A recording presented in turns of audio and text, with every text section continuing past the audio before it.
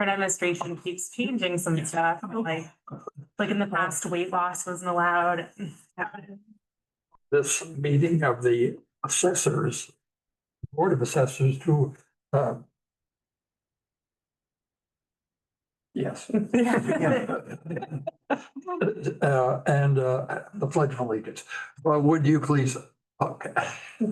I pledge allegiance to the flag of the United States of America and to the republic for which it stands, one nation, under God, indivisible, with liberty and justice for all. Do you have that muted or did you? No, I unmuted it, so it's up and there's nobody in the room. Should we close that door? It's a public meeting. Yeah. Oh, this is. So I'm not sure, I'm not sure how you want to do this. These are Donna's letters to each of the individuals that were on the list that I sent out in your packet. I just didn't think that this has property cards on it, but you're certainly welcome to read all of these. You don't have to sign them.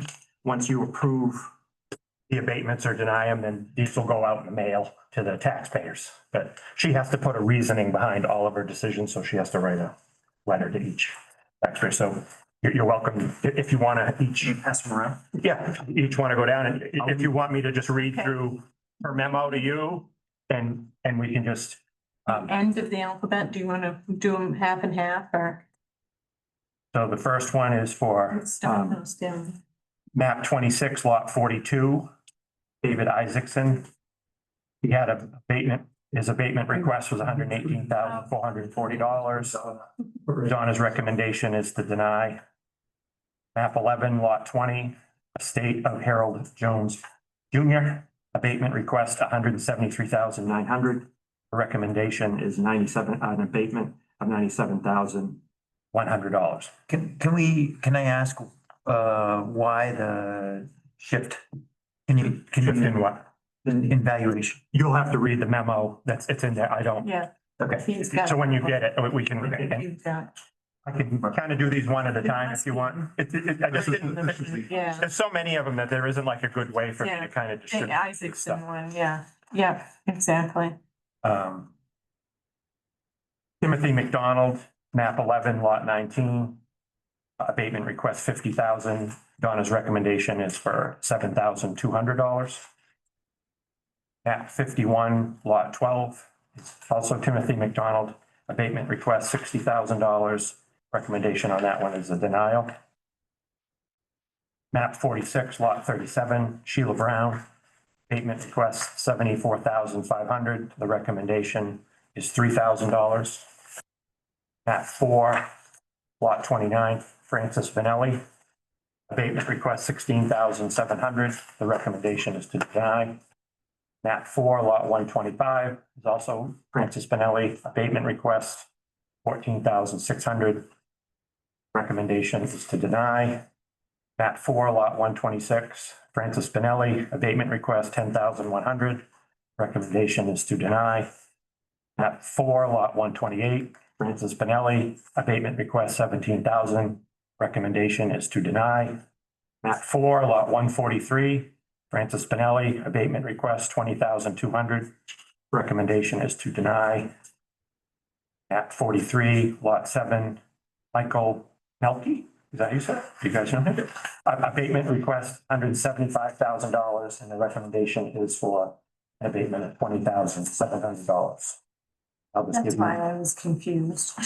So, because it says Mr. McDonald, but then it's Harold Jones' father, that's why it says Mr. McDonald, because it's Harold Jones Jr., Harold Jones III, Tim McDonald's father-in-law. I was getting very confused about why it's why he only has three. He has three letters, but only 2 properties. So, yes, exactly. All right. Yeah, I don't think there's anything to read more, but I trust what Donna knows what she's doing, and I trust her judgment. That I go along with whatever she has for recommendations.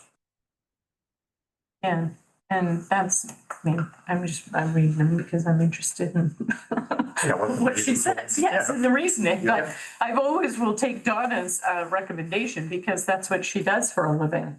It's not what I do for a living. Right, yeah.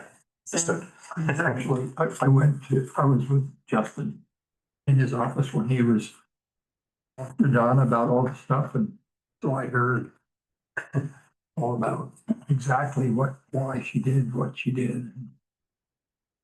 This one's confusing because they say they have no well or septic, but that they do have a half bath. Oh. All of these that were willing, she's gone out and visited them, so she put her eyes on them herself again. Well, not again. Well, it but might be- afterwards, she went and looked at them. if that's one of the Jones properties and McDonald's property, they could be sharing a well and septic. Oh, that's true, yeah.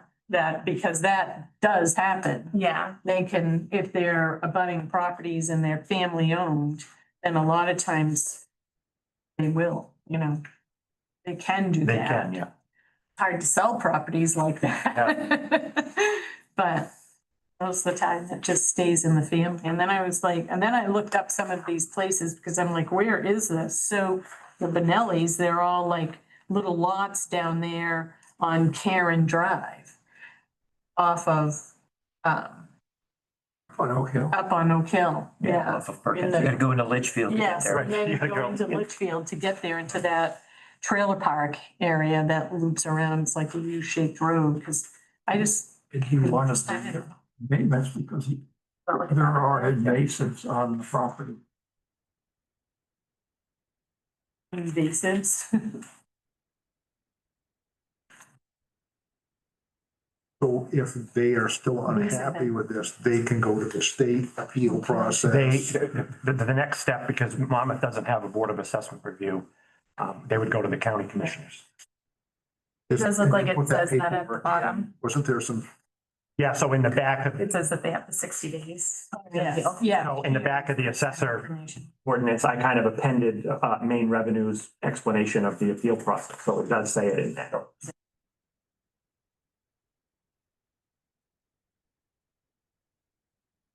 I don't see any reason to contradict Donna's professional opinion.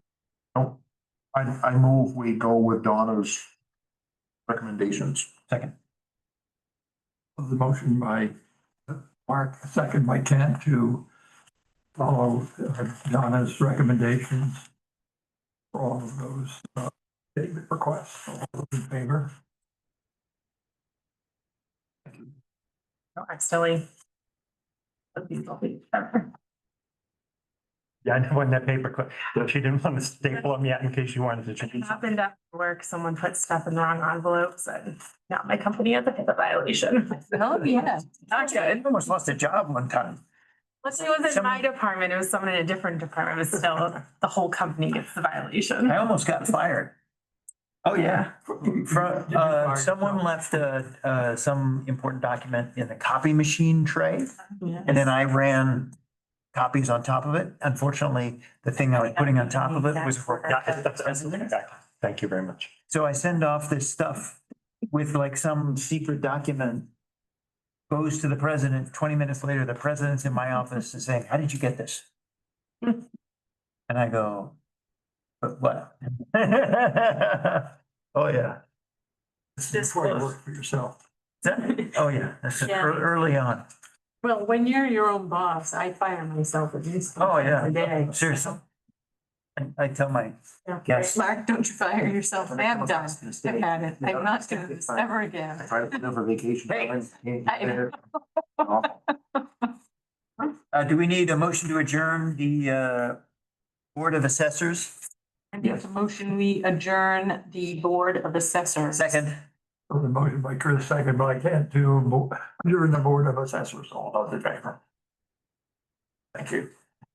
Billy. We've got 20 minutes to hang out before 6 o'clock. I tried to give you enough time so that you could, if you had a bunch of, if you wanted to debate or whatever, but, Debate. well, just because if you do it at 6, then they're gonna have to sit here while you're reading all these letters. And you really are two separate boards under the law, so they really should be done. Tell me again about the process. I don't know if this is, if we're not in official, all right. Hypothetically, if we weren't sitting here, all 5 of us, but the process for letting Donna just be the Board of Assessors and how we go about doing that, so we don't have to. That's your first, real item on the agenda tonight. Number six. And we'll wait until 6 p.m. Yeah, because I was just gonna ask that same question, Yeah. like, she can do what we just did, not the hardship abatements that Correct. still have to be added. Correct. She can do everything else on your, that's not even on your behalf at that point. Yeah. She's basically appointed, to serve in this capacity, and you can decide whether, And then, I think in here I have it as a 3-year appointment. You can make that as many. and as if that were the case, then, 5. well, maybe I should wait till 6 o'clock, but we'll wait. till 6. Okay, yep, fair enough. But it wouldn't take effect until, It won't take effect until till the day after the town meeting, because Yes. when you pass it, the effect of that, actually, we shouldn't really talk about it. It was- 6 o'clock. We're being recorded and it's gonna get posted like this, but I'm gonna leave the recording running because the 5 of you are sitting here and just to be completely transparent. We shouldn't discuss business, talk about your day.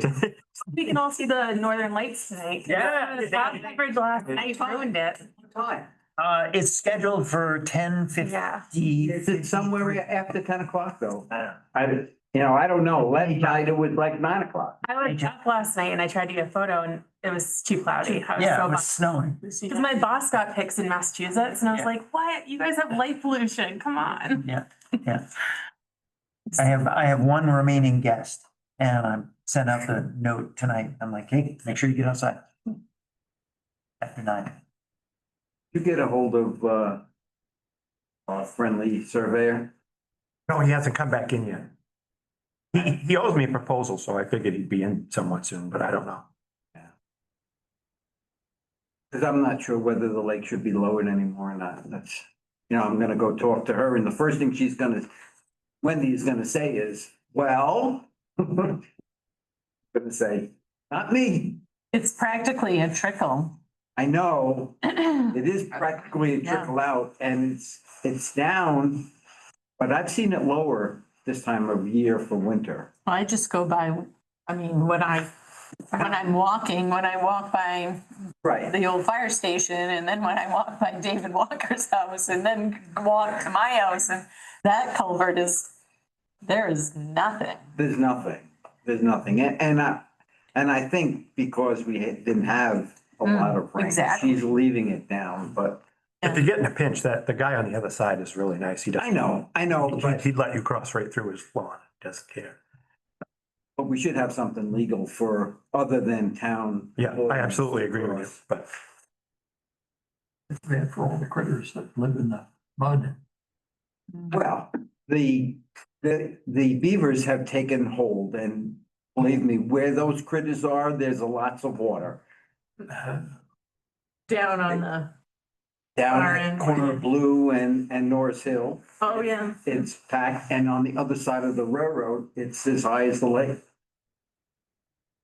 Well, come down, they're also in Mark's property down there on the, The beavers in there. oh God, and we've left the dam because Jeff got his trapping license, so we left the dam on the culvert going, the new culvert that Jimmy Hopkins put in for us that goes up into the upper field. Right. We've left that dam, so Jeff will be able to have an active dam to trap from.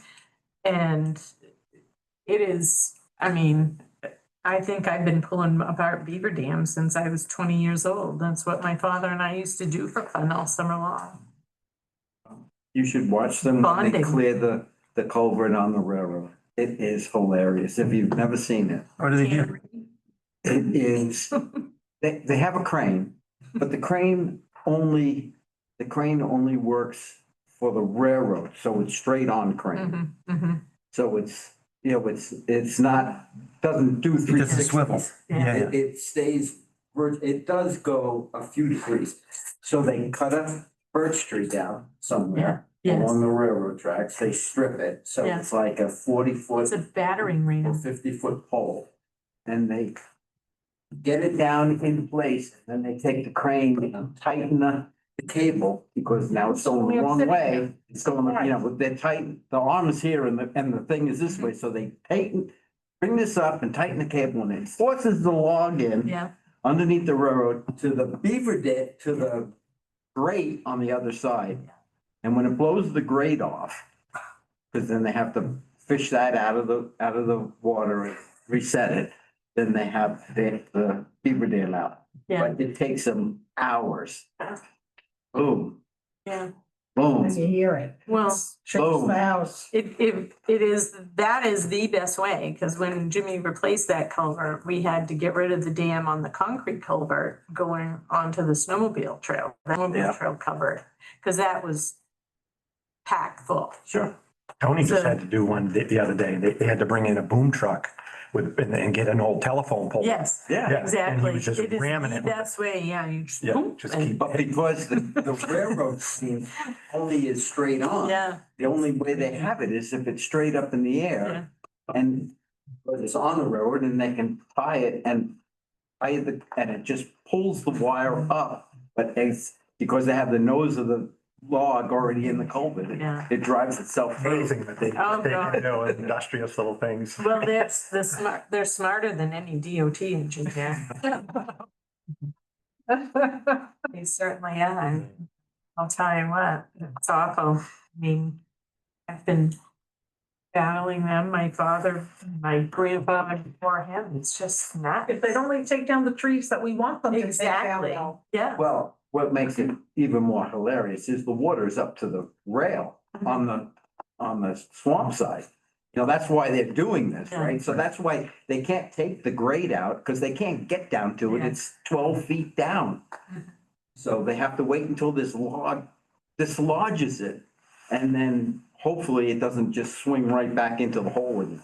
You know, they dislodge it and then once the water goes down, they can see the grate, they can pick it up and reset it.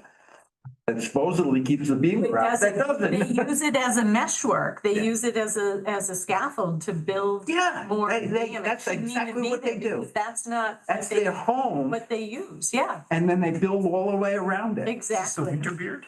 yeah. It's no shade November. I paid $40 for this, You call it, which, Justin. and it's not even coming in good. Yeah, it does. It came out real good. He did a real nice show. So who's on tonight? Yeah. He was just trying to get down Main Street with the train and everybody stopped up. Had an accident, no one called to see it. Thank you. Oh. Would have passed me one way or the other, so. Yeah, Actually,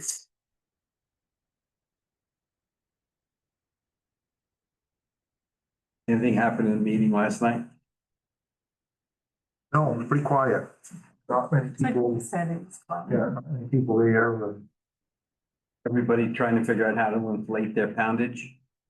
Well, I think you need to find out if somebody did shoot that 240-pound deer during. It wasn't anyone. Well, but you need to sign them up Sign. That's right. retroactively That's right. because Winthrop would. Oh, Right, yeah. And it would be 300 by the time it got to the meeting night. Exactly. I think we've proven that, haven't we? That they're a little on the shady side. They're exaggerators. We're in a public meeting this week. See, Debbie's in the club, which I have, so. They know how to spin a tale. Must have been a rendezvous point down at the Wales Church today. A lot of cars. No, it was a Winthrop PD car sitting there, and then I couldn't see because I was paying attention to driving. I met a police officer coming towards that, so I said, maybe they're meeting up to pass information. Something along here, so. But I was being a good driver and trying to pay attention to what I was, where I was going, you know, so.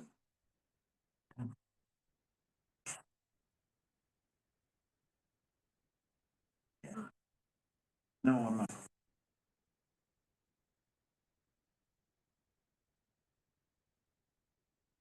My root canal break. The root canal yesterday.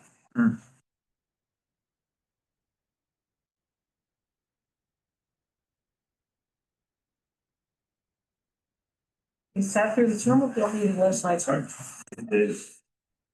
What is it that I had taken like 6? Yeah. I'm digging into his pockets some more, Got however. all their projects done, bridges are all set, or they still got more to work on? one more. Perkins, goes down to Esther.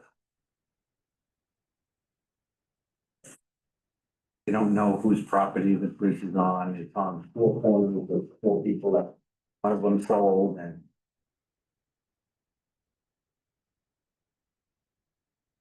It's a little harder every year.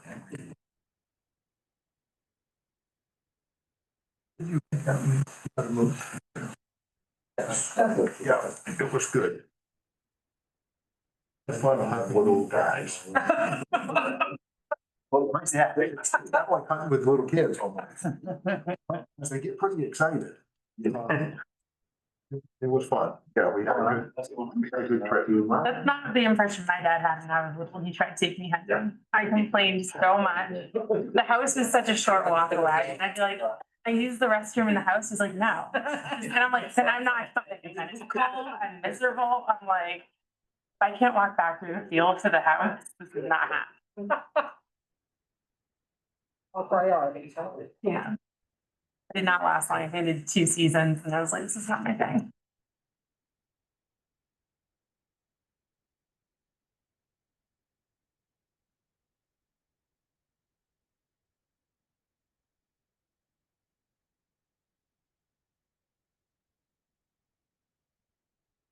Pulled up to the police station, put duct tape on that wrong number and wrote the real number. Oh, God. I'm gonna go with heat. They're actually just adhesive stickers. Yeah. I'm gonna go up with a heat gun and heat them up and see if I can just peel them off. I just haven't gotten there Decent yet. weather to do that. But I'm- I was like, I don't think you're making those. So pray to the decent weather gods. It's like the light over the door that. Has never been shut off. 7 years ago. I don't know if it's still on Dwayne's list of things to do or not, but. Sure it is, Down the but it's tree. way down on the list. He's gonna take the trees out of the gutter too. Who's doing that? Town carpenter. Well, I'm not tall enough to reach it. And, you know, if I stand out there on a chair, I'll really get yelled at. So, you know, that ain't happening. Door for 30 years. You're not tall enough to reach the door. Whoa. Shots fired. Oh. Boy, Call for backup. Yeah. I guess you're not going in the office on Friday.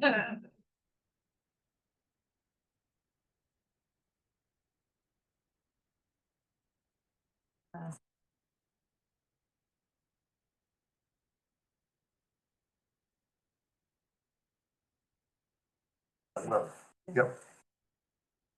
How'd you do in the dark? It's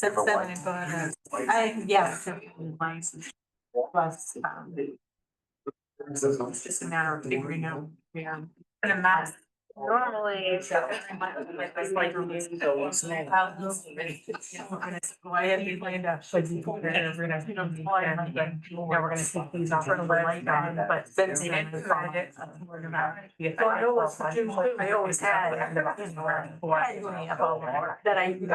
Before I. Worship, but I buzz, you have to be. And it has to have like this non-code thing.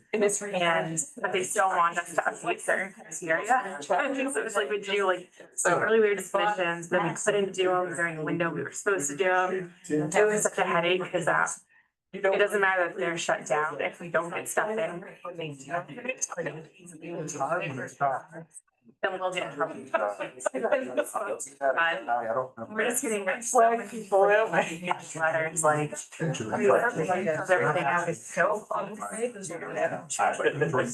Yeah, we get updates like from the SBA and CMS. And some of the stuff they're saying in terms of drugs are so like, can we get someone who's actually a clinician in there, please? Like, it's so frustrating. Like, Just like the Tylenol thing. that, which is BS, and then Dr. Oz's claim about how much people lose on the weight loss drugs. Like he goes, oh, we're gonna lose this many billion pounds as a country. That means every American on average has to lose 400 pounds. Until we have these decisions. Like they have in like our He's like just saying all this stuff that's so dangerous and we're like, my dad, you're gonna kill people. Which is like, I'm like, this isn't even what I went to healthcare for. It's not like, I keep getting social media things and ads from Canada. And my friends are too, because they're desperate for pharmacists in Canada. But they're desperate for nurse practitioners and other medical providers, especially in British Columbia. And they're offering it. And I'm like, you know, so tempting. I heard the news and I'm like, how's the news still here? You know? And so I'm like, this is what I signed up for. It's one of the, I mean, it's just like, this is like the Donna thing, you know, my right? Yeah. Let the professionals just do their thing. Exactly. And if there's a good reason to make an exception because of some obvious thing, then okay, but. So I was fine with it, now that the ordinance, the update to say like that, like learn. In case like somebody is out of time, comes in and is like, oh, you know, I can do hardship too, we don't want that sort of stuff. So, I mean, like, I agree with the do stuff, but I'm just like, Lord, all the stuff they're saying, like proposing a 15-year auto loan and a 50-year mortgage. It's like, that's not gonna save anyone any money long run. I'm like, it doesn't make fiscal sense at all. Like, it was proposing this high. Bad, sorry, bad. Yes. That's the thing, all of that. Yeah. We've had our first snow, so I'm good. I love it. I am not a fan of it. Well, no, I'm a fan of the first one and then we're done. We win. I got a dust thing, and how's it? So we can pick me up. 10 feet of them have. No, that's much. Just need to Somebody grab told me that that like bag that's Manchester in got here. like 3/4 of an inch I today. can put it in this bag. Overnight, the one with my. Oh, so we had like 3/4 of an inch. I got a dusting on Sunday too. Yeah. And I had my nephew over and I like look out and see snow. I'm like, I'm a bitch. I'm like, well, you're not going home until snow stops. I'm not dragging the gardener out of snow. So people are stupid. Right. Yeah, that's She what you do, was, she right? loved, she was like, yes, I don't have to think I've ever leave. seen you. I don't know about you, but I was. I don't think I've ever seen you with whiskers. Bring for children to job training from the first time in life. I don't think I've ever seen. Is this like a winter thing? Do it when you see them all. He looks like a street. Look the other day, go school years. That could be over in 15 minutes. I was tired. I was That's a good job. like- very tired. It was a lot of lifting and moving and hunched over and whatever, but Did you? boy, it really looks nice. The 240 pounders on Main Street during archery. I did. Did you give them a sign up Membership. for the membership for the fishing game? Membership to the fishing game. They're from the States, what I heard. Oh, really? Ah. But I don't. They can still be a I might not member. be right, but I Yeah, can hear them. make them a member. We can still make them a member. Inflate it to 400 and make them a member.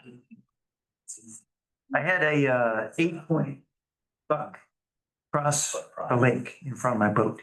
What? I got a video of it. I'll show you the video I of it. believe swimming, they did. Oh, yeah. They don't need this one across the It's funny you should say that, because He was heading over the Hughes side because he knows it's safe over there. I sadly mistaken. I was leaving a job on Back Street. I came by Wilson Pond and there was a guy unloading his boat. I'll call the meeting to order. We need to turn off the, You already said it. that so we can. We've already. Television. They already said What it. about letting people in? I can sort of see it from here. I'll just have to keep getting up. That's all. We've already pledged, to the flag. That's true. And, so, the next thing on the agenda is the minutes of our last meeting. I had two corrections. That's one. Let's see if it's the same. Mr. Ackley inquired about the avenue anticipation of That's one. tax anticipation. That was one. And then the second one on number 7, it should be Ms. Sanborn recused, and it should be 3-0 for that vote. cruiser. Before, Yes, and she didn't write that I had used myself for that, so. Those were the two things I had. A friendly suggestion, like if we make a request of the town manager, could we ask Yes, okay. Jessica to include those in the minutes, just so we're reminded the next time? If you all would like to do that, the last time we discussed this, it was just action items of the board, and it's not an action item. So if you would like to change that, just say it. It'd be super helpful, just so that we can close the loop on the next meeting and say, oh, we're gonna follow up on this, like the RKO thing. Okay, if you all agree, well, I can have her record that. I'm good with that, yeah. Okay, sure. So I make a motion. Did you have anything else? Did you have anything? We'll get to the RKO thing tonight, so you're going to make a change. I make a motion, we approve the minutes with those two, 3 corrections. Second. So the motion by Chris, second by Kent to approve the minutes of our last meeting with those amendments or changes. All those in favor? Thank you. Next is to department reports. And Well, let me go first. Good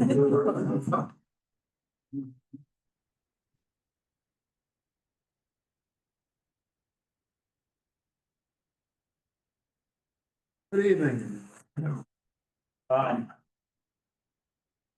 Gave you a printout for September and October events. In September, we handled 293 calls for service. There were 2 arrests. One was an OUI arrest, the other one was possession of a firearm by a prohibited person, and that was the result of a search warrant that we did on a gentleman's camper that was involved in a bunch of other stuff. Rose did an excellent job putting that search warrant together and ended up charging the guy. We had 1 criminal summons for operating after revocation. October, we had 299 calls to service. We had 1 arrest for possession of meth. I think it was like 4.6 grams of meth. 1 arrest for operating motor vehicle while under habitual offender status. 2 arrests on warrants. We had a criminal summons for bail violations and a criminal summons for speeding 95 and 55. Just want to say last Friday, I attended the Maine Chiefs of Police training. A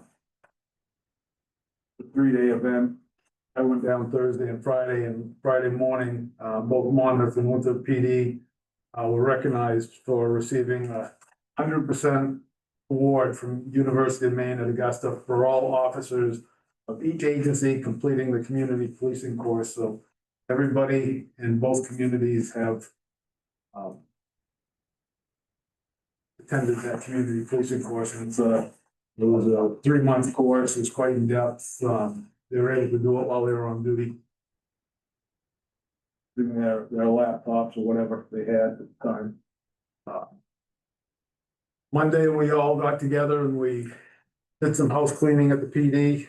Tony dropped off his 1 ton and we were able to get rid of 1 whole 1-ton load of stuff that was in the attic PD that's been there for since the place was built. We purged a lot of stuff that was no longer useful and just sitting up there collecting dust. And I want to thank Donna for keeping on me to get that done. Every time she mentioned it, I kind of shy away from it because I knew what it was gonna be like up there. But we got it done. Public Works came down and the truck off, took care of all the trash in the back of it. We're grateful to get that done. Other than that, that's all I have to report tonight, unless anybody has any questions. I have a question. Did Winthrop do the same survey as we did? No, No, okay. I don't remember the numbers on that, but it was like 285 to 80 something, I Yeah. think. Chief, a while back, we had fairly substantial community conversation about how the police force is handling undocumented people. Could you, and I know in one of the meetings where I was absent, you mentioned some statistic around those parts.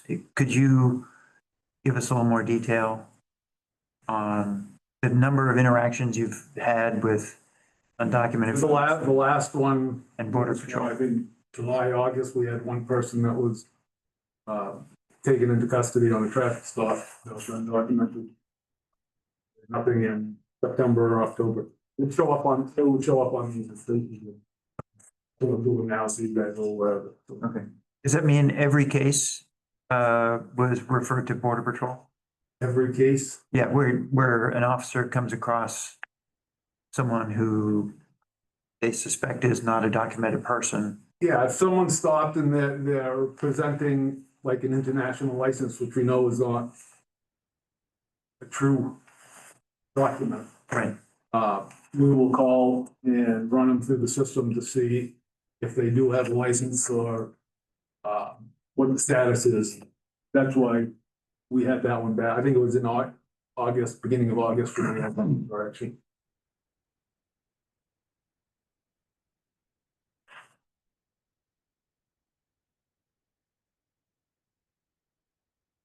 Anything else? Thank you. Thank you. Are we gonna get a fancy graph next time? Like the output from your computer? Month end, right? We are going through a computer upgrade, software upgrade in Winthrop right now. And the ability to pull anything off from that right now is not available. But yes, when we get, everything's gonna be cloud storage now, so we don't need to keep buying servers every 5 years and increase our terabyte storage. So everything, and the new Flex program that we're going through for our software, 180,000 for a 5-year contract for that, is gonna allow us to do a lot more from a lot different places. I can pull reports easier once we get this new system in place, and it's gonna work a lot easier for the end users, the people out on the road, so. When we get it up and running the way it should be. We tried working with it yesterday and Monday, the lieutenant checked the box that he shouldn't have checked, and it locked everybody out of the system. And it took us several hours to figure out what box he checked that he shouldn't have checked. And so it's a trial and error right now as we're learning the new system.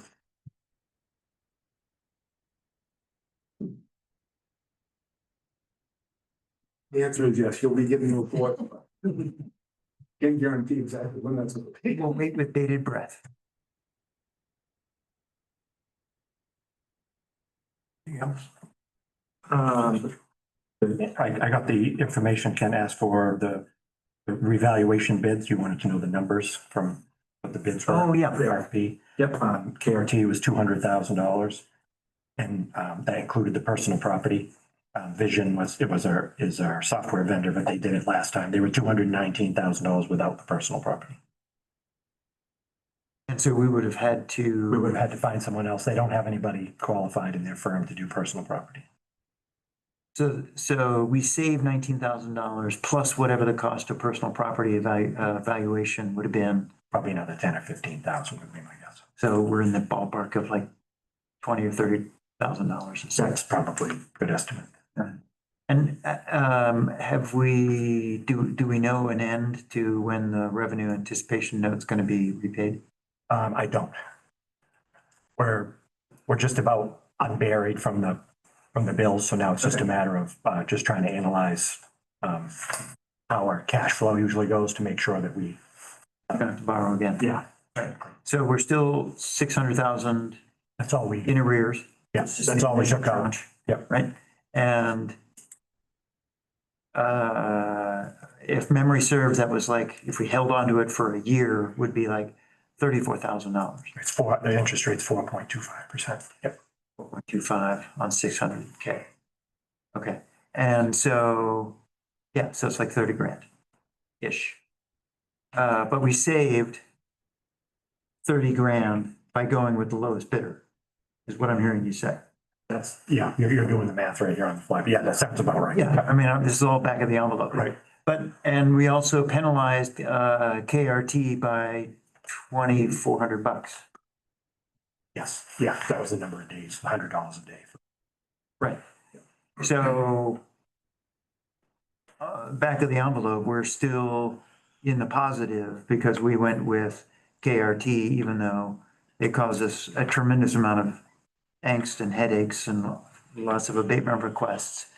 For anyone to say that it's costing the town money because we did business with KRT, that would be debatable at best.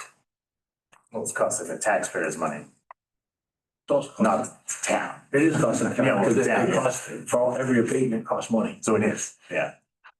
So Well, the abatements. Well, I would argue that we would get Abatements. We would get 30 or 40 of these, and no matter what company you have, because people are always unhappy when their values go up. So doing this part of it really doesn't have anything to do with which company you pick. How many abatements do you have so far? I think today we did 6, 7, 8, 9, 10, 11, and four or five of them are from the same person. So we're, yeah. okay, well, I mean, my point isn't to defend the quality of KRT, and my point is not to,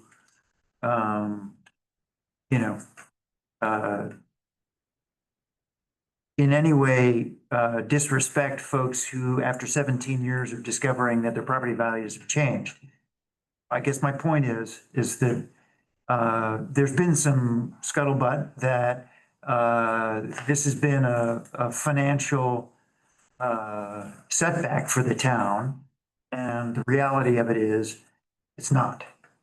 Is this on the agenda?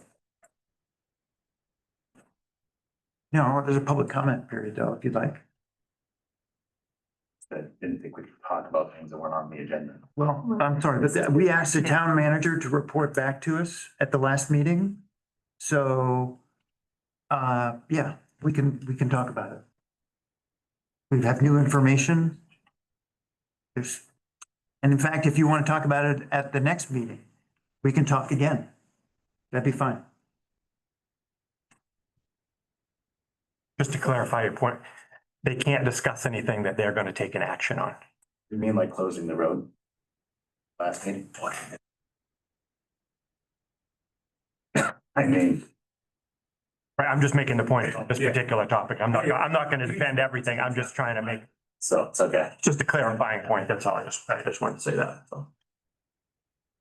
So, the RKO issue, did you have a chance to follow up on the forwarding of the data? Yeah, I wasn't done. I'm still, Oh, I'm sorry. I'm still on my list here. Go ahead. My second point was, I think we have a, new engineer for the Anabescook Dam project. We're gonna move on. And Calderwood, I believe, is okay with that. They gave us the hydrological study, talking to the new engineer. That's like 90% of the way there.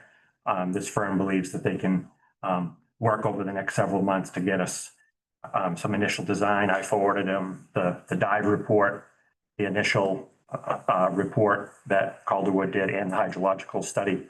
And he said that's probably about 90% of the work. So he's gonna, send me a proposal, to finish it, which would be the, preliminary design, which would be what we could use to then start discussions with Winthrop and then talk about whether we want to move forward in the next round of the community resilience stuff. So that'll get us there. I don't have a proposal or his timeline yet, but we've Wendy and I have spent a lot of time trying to find an engineer. It's specialized work and they're not always available, but this guy thought that he could help us out. So I'm grateful for that. So soon as I get a proposal, I'll let you know. Wendy has seen it. Huh? Wendy Dennis has seen it. Seen the firm? Yeah. Yes, Are you able to tell us the name of the firm? I was thinking of that while I was sitting here waiting. It's Acadia something or other, but I don't know. I can find that out for you. I don't know off the top of my head. I've only had one phone call with the guy, so I don't remember what it is. Have you looked at the study? The hydrological? Yeah, it's kind of cool. Interesting, huh? Yeah, so I've read every one of those 638 pages. Amazing. What work they do. After also a lot of effort, I think I found a commercial appraiser for the Wilson Pond parking lot. That was part of our grant for the boating facilities. Yep. They're also very hard to find, and I think I found one that's, he's done a couple of these he's done some of this odd parcel work, and he's done some of these boating facility grants before. So again, Wendy found this. I'll give her the credit. She found this guy for me. I'm grateful for putting in the effort on that one. Can you refresh our memories just for public education? We have a grant to acquire additional parking. No, it's the current parking lot. Oh, okay. It's privately owned and the owner is selling, that's part of a larger parcel, and that piece is kind of not useful to his development that he's trying to make on the other side of the stream there. Okay. So he owns the other side, and this piece happens to be there, and it's not buildable or anything like that. So he approached the town about, so the town could retain the parking. Because if he sells the whole thing off, you wouldn't be able to park there, and that boat, there'd be no place for people to put their cars or boats. And so we're applying for a grant. We already have a boating facilities grant from the state. Okay.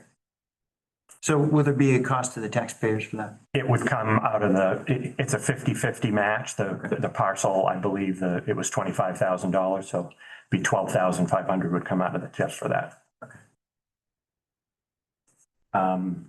On the audit front, I talked to Mark again this week, and he said he had some projects ahead of us, but he's hoping that he can start by the end of the month on his portion of it. So I don't know what his timeline is, but he's usually pretty quick because he kind of does like one project. He's a consultant now, so he just kind of does one project at a time. He doesn't manage, 5 projects at once. So he's going to start sometime in November. That's what his hope was. Yeah. Okay.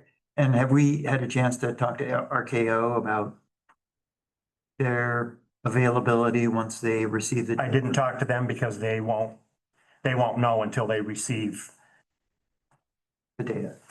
Yep. Okay. Yeah, they can't start until Mark hands them over his portion.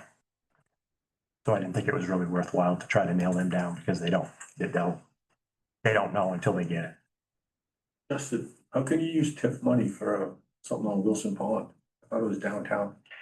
Recreation is an allowed activity now with the amendments that has been made to recreation. That's how we can do trails that are outside of the downtown area, things like that. So this is considered a recreational task, if you will.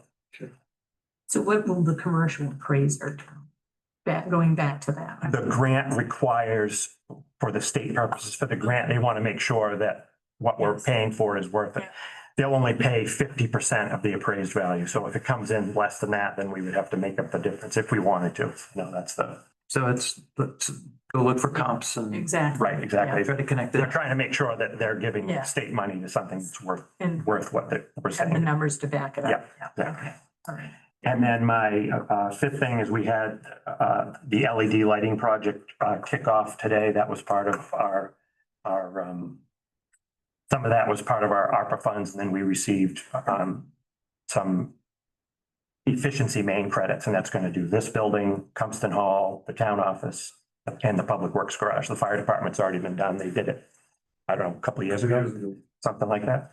So we're going to start that project. So you'll see them around town. They think that the electricians will be in sometime in early December.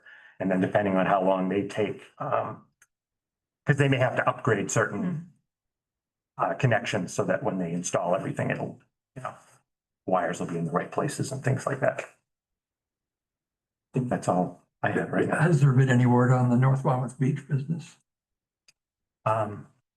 No, I can't. That's a litigation matter, so we shouldn't talk about it. Okay. Potentially. I don't want to make people think that somebody's getting sued. It's just potentially. Okay. Thank you. Yep.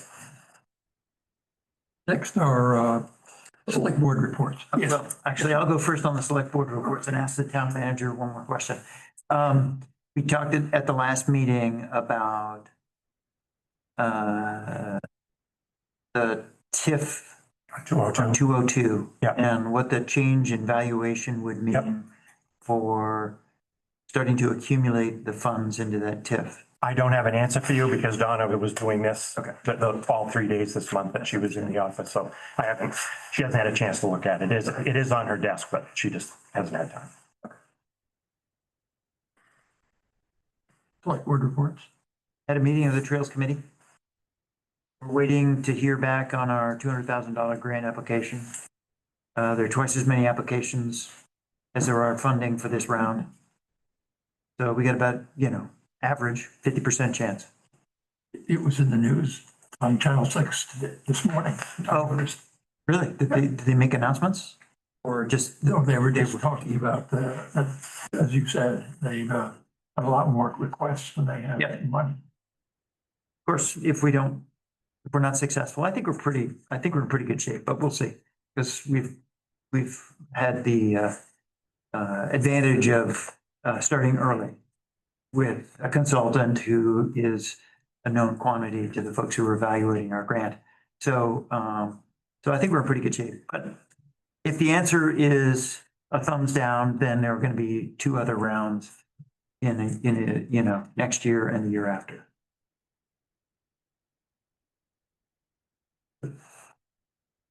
I have some stuff. So the rec committee had their first meeting 2 weeks ago and we have our next tomorrow.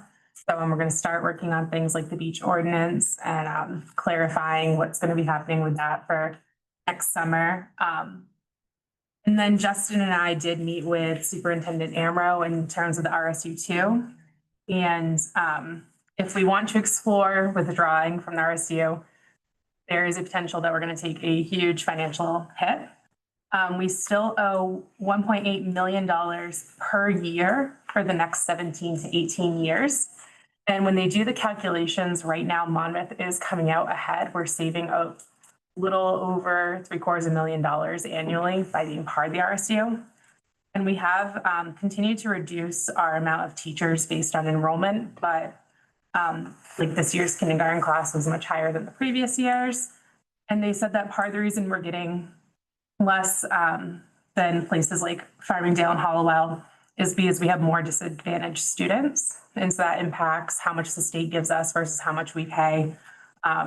This is something we can still look into if we want, but when I heard those numbers that even though, the state funded a fair amount of the school, we still owe 1.8 annually for that many more years.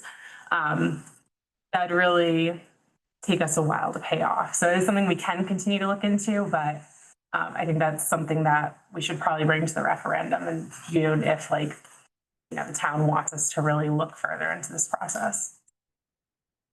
I'm sorry, what areas are we saving money? Like, how are we saving money? In the overall cost. And so they had given us a breakdown of how they do it, which is in the school budget if you look at it. And the state tells you how much we're supposed to contribute, and then they give us one of 2 numbers to pay. And we are going with the lower of those 2 numbers. And when you look at, because they have a very specific number that you have to contribute per student and how much they'll contribute per student. And so it's like a math formula and stuff. And that's just the way it's working out right now. And so we can, have further conversations with Richmond, see if they regret pulling out or not, because it is costing them more. And I don't mind doing that. I think potentially the way we might want to go is consolidation, because there is lower enrollment in schools everywhere. And so that would be another larger conversation too, would the townspeople be okay with not having a dedicated? So we would, if they were to dissolve the RSU, we would assume the cost for the school. And Which is that 1.8 per. per year, yeah, because it's our school. And I believe it's Halldale also built a elementary school recently too, which was Superintendent Ambrose even said, he's like, it's unfortunate that, you know, these two schools both built new elementaries, not like one new elementary, one new high school. So if we did consolidate, but geographically consolidating could be an issue. So I think it's definitely a larger conversation, and it's something that, you know, if the townspeople want me to look more into, get more finite numbers, I can, but because Amro and his financial director are willing to sit down and have more conversations to like get harder numbers.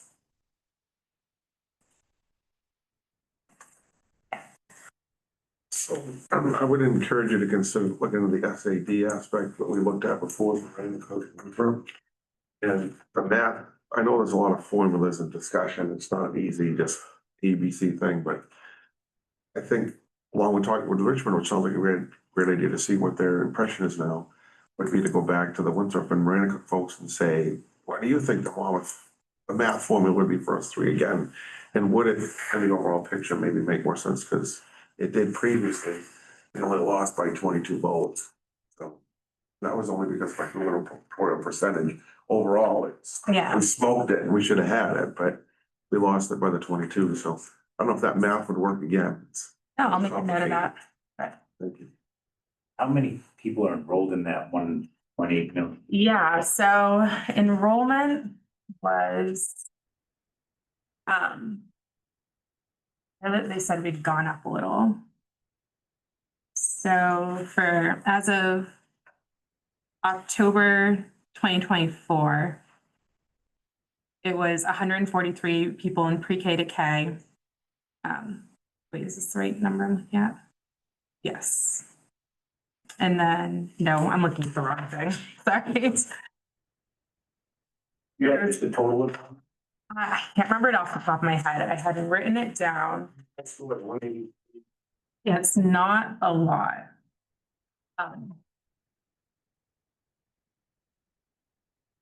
I found it. Thank you. So the Monmouth Memorial School, which is the grade school, has 374 kids, and the high school has 189. Yeah. You're very close. 500. Yeah, about, yeah. And there's like a certain percentage we're supposed to hit, and we're like right on par with like what, because they look at the town valuation and stuff too. And the director was actually surprised. She's like, what, somehow the three schools in the RSU2 are all like right in alignment where they should be percentage wise, which doesn't usually happen. It's an interesting conversation. If there's time, I'd be curious to know the Richmond experience. Yeah. Because Richmond, they kind of knew they were gonna take a financial hit when they withdrew from RSU two.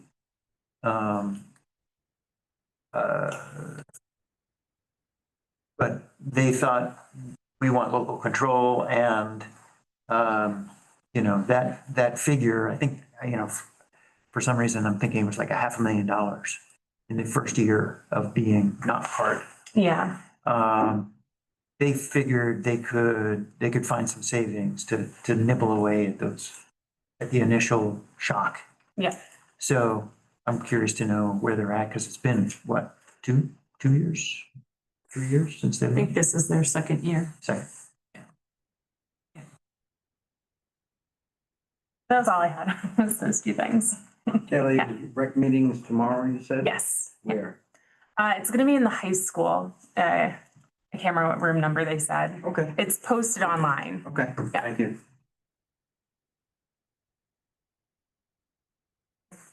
Any other select board report?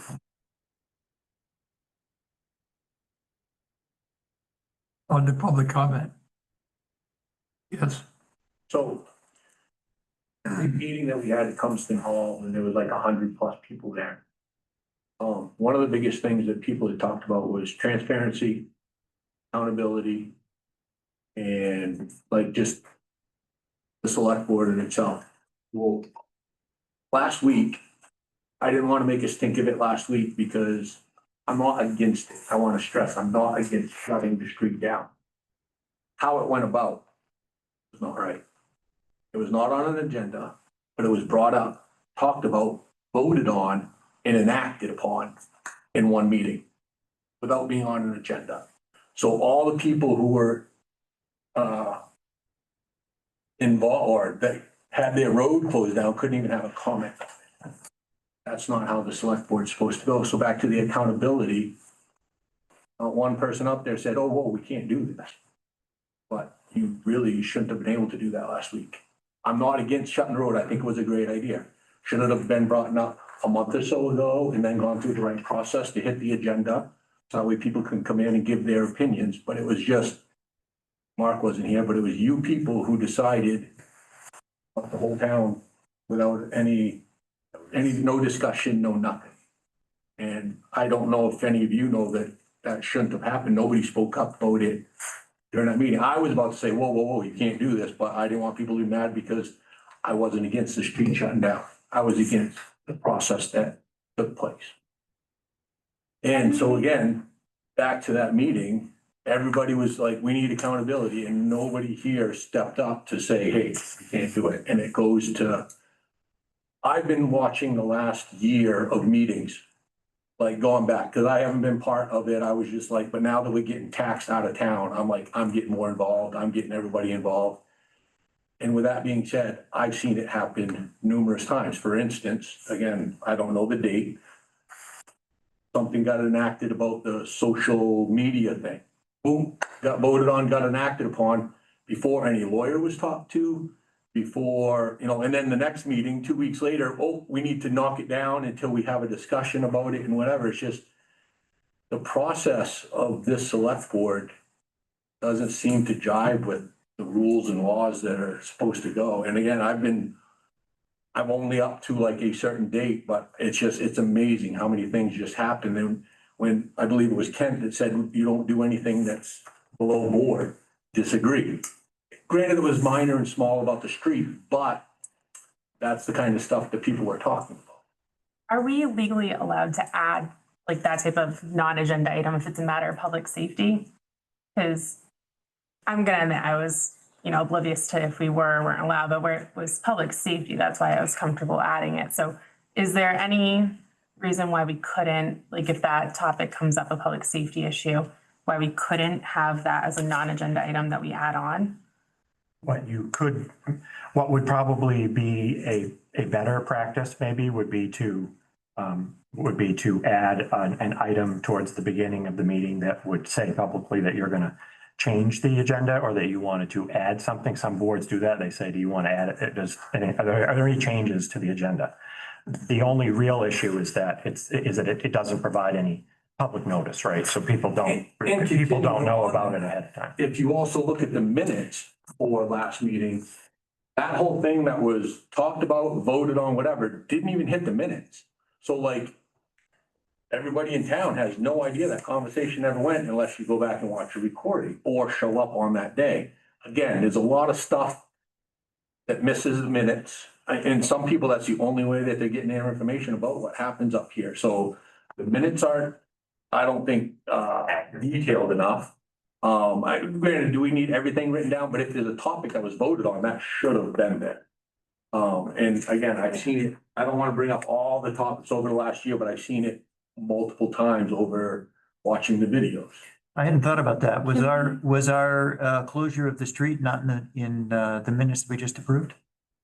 I don't think it was. So can we turn on the transcript feature in Zoom where it automatically will transcribe what we're saying and then that can be served as the base for Jessica to create the minutes? She just have to go in and edit it a little? It could be. It's just that in the past, the board had decided to make them sort of action minutes only. So, because otherwise you end up with like 5 pages of discussions about, Or even if we just so-and-so's had the driveway and all that transcript. stuff. That's really Sounds to me like that's what he's looking for. Or even if we just had the transcript attached to the That video. was an action event. I understand what you're saying. I'm just responding to the idea that, Yeah.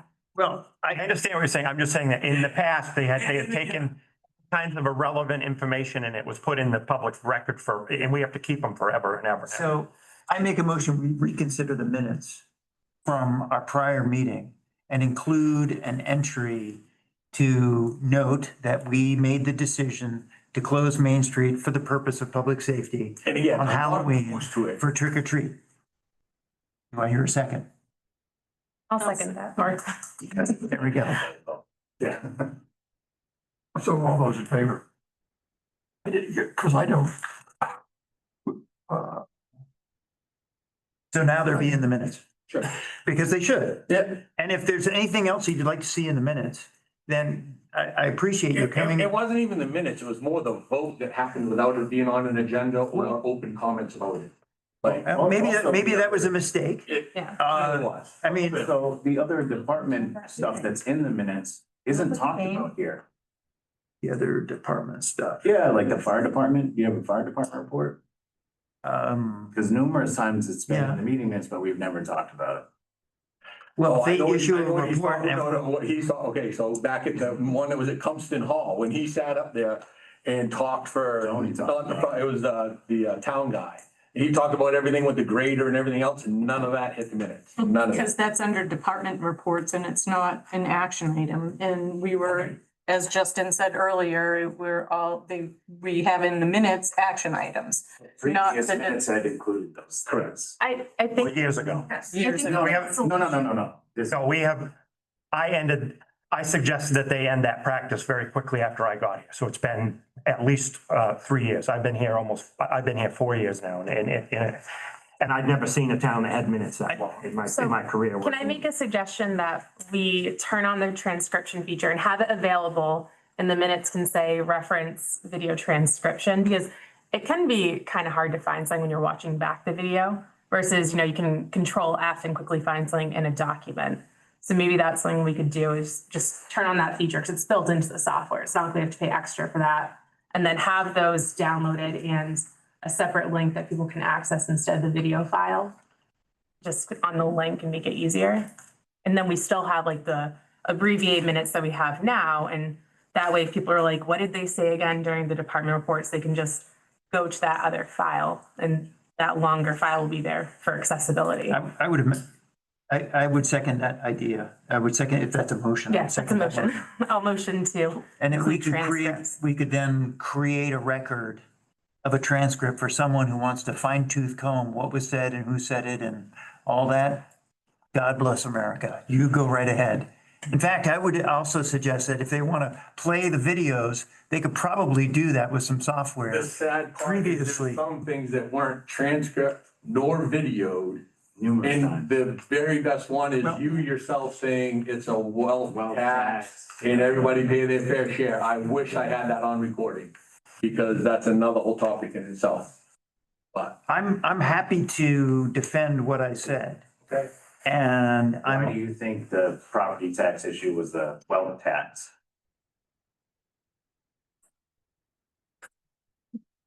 the property tax is a tax that is based on people's value of their property. So because their property's value means they're wealthy? I'm not saying whether Well, that's people are what you rich said. or poor. That is not what I said, and I take exception to that, sir. That is not what I said, and I take exception The to your sad part is we can't go characterization. back and see it because there is no recording and there's no. And transcript. that's the lack of Let's have transparency a- from you. That's what we're. Let's have a conversation about it then, shall we? Let's move on to this. I'm Okay. sure you guys are all fine people. I really believe that. I love you guys. I've taken out recall papers for you, Doug and Kristen. Okay, well, I think we need a change. I don't think there's any leadership here. And it's just not going well. The meetings haven't been going well. The big thing was that town thing that you weren't there, and the only two that you made sure you stated, that you've only missed two in your whole career of being here.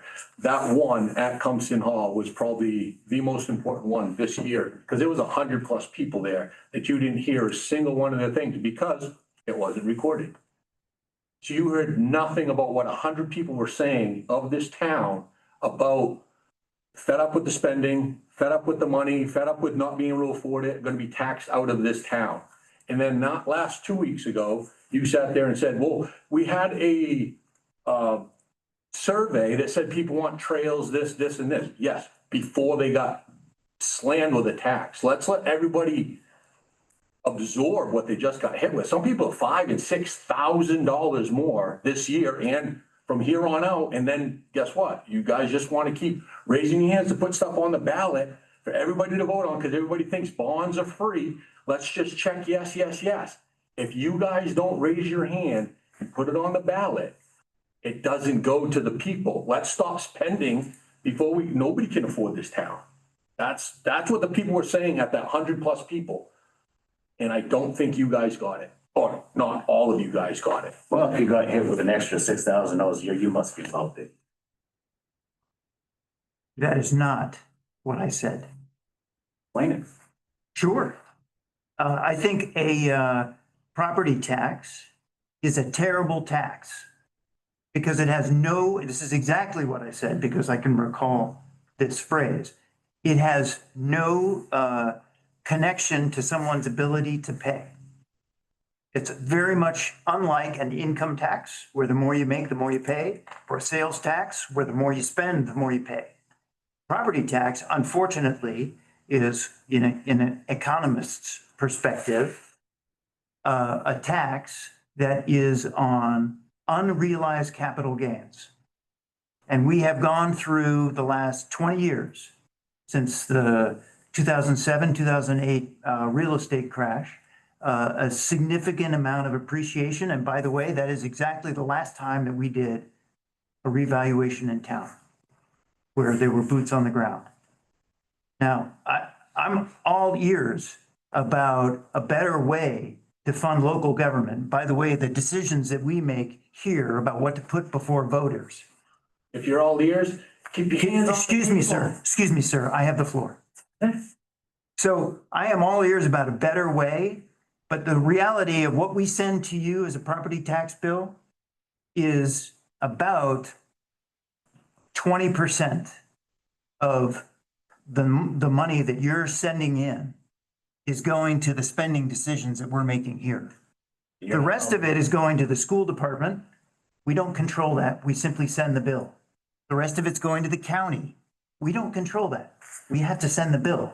That is a requirement. I've had a discussion with the town manager, how we can make that more clear on the invoice that we're required to send to you. I would love the state to actually fund education in a reasonable way so that we're not constantly going to property taxpayers to say 62% of what it is that you need to send to the town of Monmouth is just a pass-through for RSU2. I'd love to be able to do that. That's beyond my control. Now, listen, if you want to recall people because you don't think that we're looking for every last nickel to save, and we're looking for every possible way to get value for the taxpayers in Monmouth, then you do it. I welcome it. We can have a debate. You know, I can speak for everybody on the board and not just the three that you don't like or you don't think they're doing their job, but I can speak for everybody on the board that we are not leaving any stone unturned in terms of being able to either save taxpayers money or improve the service without spending more. Because really what we have. That's a lie. Yeah, That's where you stop right there. Yeah. I was waiting. I can't believe you said that. Point of order. I mean, these guys are out of line. These guys are out of line. What's that? You're talking- We're open comment. Well, We were talking. Then one person is gonna speak at a time. You've been butting in without being recognized by the chair from the onset of the meeting. I ask that you do it appropriate, but where the rest of us are trying to behave in the proper manner. Okay, thank you. The chair does not come. Yes, sir. Well, Chair, that's the don't first make- time I've ever been acknowledged by the don't make chair. nasty comments. Sorry, We are not going to have, we are not going to have people. It was my, I just We are acknowledged by not the chair. going to It's my time. we are not going to have people be rude. I'm not being. To rude. anybody. You are, because he just acknowledged me and you interrupted me. Did the chair give me the floor? Before that, we are not going to have people be rude and say condescending things to the chair or anybody that's sitting in this room, not just us, but anybody else in this room. Yes, sir. Thank you for my time now. Okay, we had the same discussion at Compson Hall when I was recognized by Justin, and you did the same thing to me. Justin pointed to me, I spoke up, and you told me to shut up in layman's terms. And then everybody spoke about it 2 weeks later at another meeting saying that you were out of line. And here you are again, just got recognized by the chair, and here you are telling me to be quiet. After it was open comments, we had the floor, he asked to have a discussion about it. This is a discussion. A discussion is two-sided, not just a speech. A speech that makes him think that he's the way up here, and because he doesn't pay nearly shit for taxes on what he has in his town, he wants everybody else to, their taxes are up here, and he doesn't care. It is a fair share. You, I'd like to make a clarification that it's a gross error that this Board of Selectmen has not, as Ken put it, turned over every stone. We're not always gonna agree. I don't always agree with all the selectmen on that. That's normal human nature. But it's a little strange and it's a little frustrating how this group of people is the only folks that you see on a regular basis. And once in a while, there's someone with an axe to grind or a point to make that comes in, and then you don't see them again. We're the ones here, the long duration, that's watch these folks sweat and bleed and bang their heads against the desk, like when they can't hire a guy to drive a plow truck, when they can't give Paul another police officer that he needs. All I've sat here and watched the painful, let's do the math again, let's do it again. We need another police officer, we need another plow truck driver, we need this person, we need that person. So that's BS that hasn't happened. These guys have banged, I don't always agree with them, but I have watched them diligently pound the math and try to make the red ink black. It's painful to watch sometimes. They don't make enough money. Thank you for doing what you do, because you need to be paid more. You haven't said enough to criticize all of us. No, No, you got more to say. yes, I do. Would you, if you can't hear, I'm not here to just to badger everybody. I'm here to, it was open comments, and I've been waiting and waiting and waiting, but I wanted to do my homework. I wanted to get my ducks in a row. So I didn't just want to do like some people up there doing, just spew lies and spew stuff that's not true. Like, that's happened multiple times. I got documentation of a bunch of that, because when people want friggin' to know what happened when, I got it documented on when stuff was false, when stuff was not done right. It's just, it's absurd. But again, and sir, no disrespect to you, but I've come to every single meeting for the last 3 months, and this is the first time I see you here. So if you think I came here just tonight to voice something, I've been to every single meeting for the last 3 months. And that's about the only ones that have missed all year long, for years. Where have you been? And where's a lot of other people that have come in with an axe to grind? I'm tired of seeing these people badgered and beat on this for a short time and then disappear. Well, we're here. These folks are here for the long term. These folks are here for the long term. Let's see them in 9 months, 12 months, 15 months. I'll keep track. Okay? Yeah, We're here now. you won't be here, guaranteed. I'll put money on it. Yeah. Yeah. And the one thing that I'll say is, I'm here, I will always have the back of my town manager and anybody that's on the select board. And I will not allow people to be, said that they don't know what's going on, because one of the sharpest tacks in the room is sitting on my lap, so. This is actually a positive note. Me and Justin go way back from the docks. You know what I'm talking about? I do. I dislike Justin from friggin' day one. I sent him emails, didn't get no responses, yada, yada, yada. I have so much respect for that guy right now, because I see what he does now. Because I see how many hats that guy wears. I see how he goes over backwards for this town. Kudos to him. I have no problem explaining to his face that I disliked him before, but I have high respect for him now. He is nothing but good for this town, and I will say that 1,000 times. So it's not all negative. That's not what I'm here for. I'm here to. That's appreciated very much. Thank you. I love the guy too. Oh. So we're, I love you guys. You guys are great people, I swear. But the way these meetings are going and the way the community has just been running is, it's not good. I would like to make a suggestion. So we're gonna start the budget review process, I believe, in January, right? Or do we start in December? It starts internally in December, but you guys will get it sometime. I think it's like your second meeting in January. I'm working on your schedule right now, which I'll bring to you, which you can approve or change. I would like to recommend that everyone still attend those meetings. I know no one really likes to leave the house in January. But balancing a budget is not easy. I had to learn that, in school, I do it at work.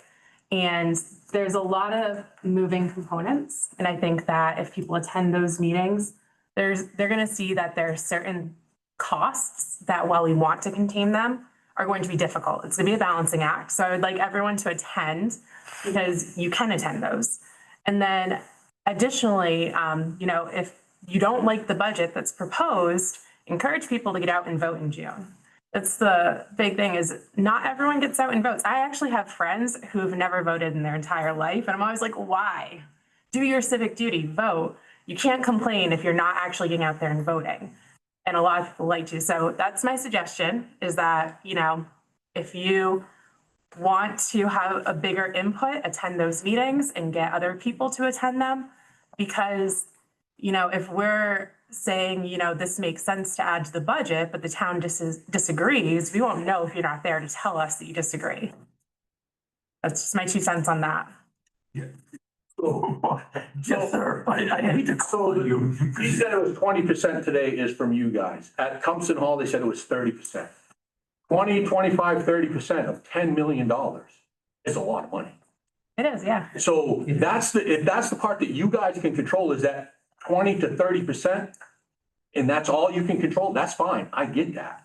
But 20 and 30% of $10 million is a lot of money. And those are on the referendum. That's the thing that I think sometimes people don't realize, is that the June vote is called the town meeting. Mhm. And that part that we can control and recommend, the amount we're gonna hopefully keep in the reserve fund, that's all approving the cruiser and stuff. Those, we vote on those. And so if you vote yes, that means you are approving of what we are recommending. And that's that percentage that we're allowed to control. Like, there is a certain amount that is in the reserve fund for things, or there's a certain amount that's already been allocated, or like Kent works on grants, or Justin said that we've applied for other grants. That's extra money that's coming in. And then there's other areas of the budget that have already been allocated. So that's why I'm saying it's useful to attend those meetings so you can see where that 20 to 30% is really going. See where we're getting those numbers from. And I think kind of what he's saying is that, and that's fine, but it's the extra things that we can't afford, that we keep doing, that you guys recommend, that you put towards on a referendum. So. Like what? Like, I don't know, sidewalks. The rec, old school. the rec was before the increase in tax, but that just, Well, okay, then let's talk about those 2 particular issues if we've got time. Is that okay, Mr. Chair? Talk about what? The rec committee and the sidewalk project. Rec committee and the sidewalks. Yeah, well, them are just too fresh off our head. Okay. One at school. I just wanted to say before we do this, if we're doing the budget, we have our warrant tonight. And it has the school on it, $560,000 that we're paying this month for the school. And then if you look at the total amount, everything else is the towns. And I don't know what it would. The school, Mr. Chair, is $563,000 on this warrant, and the total of the warrant is $834,000. But I keep in mind that we're still trying to catch up from our backlog. So some of those invoices are quite high because we're trying to pay the ones that we didn't pay. So why is it the sidewalk, why is it that you consider the sidewalks extra? Isn't it? Cause It's not. it's I a don't know. $2 million project that's We don't know the exact amount. 1 million, 500,000, don't- whatever the number It's may extra. be, it's extra, it's, We're a small I town. think Yeah. it comes down, in my opinion, to a safety issue, because if someone gets injured on the sidewalk, they can sue the town.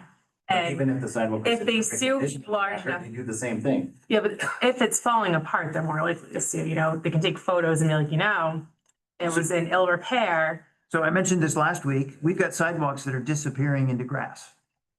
Like whether people are gonna use them or not, they probably won't, because they won't even know that they're there.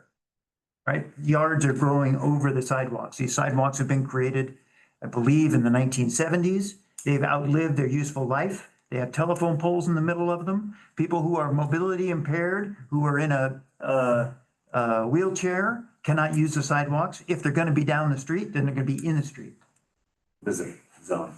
We're not saying they don't need to Well, be there's done. parking just spaces, at this but- time. I'm not saying they don't need to be done at all. I'm not disagreeing that at some point, but right after everybody gets an increase in their bill and they're complaining about it, we're just gonna throw more things to bring up the mill rate. Well, actually, the cost of the sidewalks is not gonna affect the mill rate, because the cost of the sidewalks is covered by our TIF. Part of it. See, here we go. No, give me a moment and I will explain. The cost of the sidewalks, whether we are making a substantial down payment from the money that we've accumulated in our TIF account, which, by the way, is twice as effective as general fund money, because we don't have to pay the school system and we don't have to pay the county tax on the money that's accumulated in our TIF district. And so because those two expenses are set aside, we've been accumulating, I think the total is about $700,000, basically tax-free, tax exempt. So because we have, the voters 10 years ago told us to fix the damn sidewalks. That was 10 years ago. We asked them again 2 years ago. They said, fix the damn sidewalks. No change, same priority. And so we kept saving. We've saved up over the last 10 years, like $600,000 or $700,000. We don't yet know exactly how much that project is gonna cost, because there are a couple of other moving parts that need to get settled. These are sidewalks, where we have fixed them, they get used. So the sidewalks on Maple Street, the sidewalk in the town beach, sidewalk in North Monmouth, sidewalk on Academy, all of these sidewalks have been fixed in the last 10 years. The ones that we haven't fixed are probably the ones in worse condition, but they've been waiting. We've been waiting because DOT wants to redesign the entire street and change it so that it has a better traffic flow. And so that people, everybody, not just people not in wheelchairs, can get down the sidewalk. That's the idea. Now, we don't have a bottom line. We don't know how much it's gonna cost. You can say millions, maybe you're right, I don't know. We don't have a design. So for you to say millions. Well, you said that. Well, I was waiting for them to nod me. You guys said that last meeting when I asked. We don't know. I said, how about how much? And it was between 2 to 3 million. Whatever we have to borrow can be funded from the TIF funds, so it doesn't hit the tax base. But we're ignoring other public safety issues to do the sidewalk project. Like what? You're also, The fire department has asked for a vehicle. Right, they've asked for a vehicle that's a brand new vehicle. We haven't ignored them. We've said we're gonna wait and consider it. It's been a while now. It's been 1 month. We haven't even gone through a budget cycle. It's been more than a month. It's been 1 month. We had a meeting on it. Were you there? Maybe you saw the video. We had a meeting, the Economic Development Committee, to hear their proposal. We gave them fair hearing. We put it on the table. And you tabled it 2 months before that. No, we said, come to the economic, And funny enough, that meeting wasn't recorded either.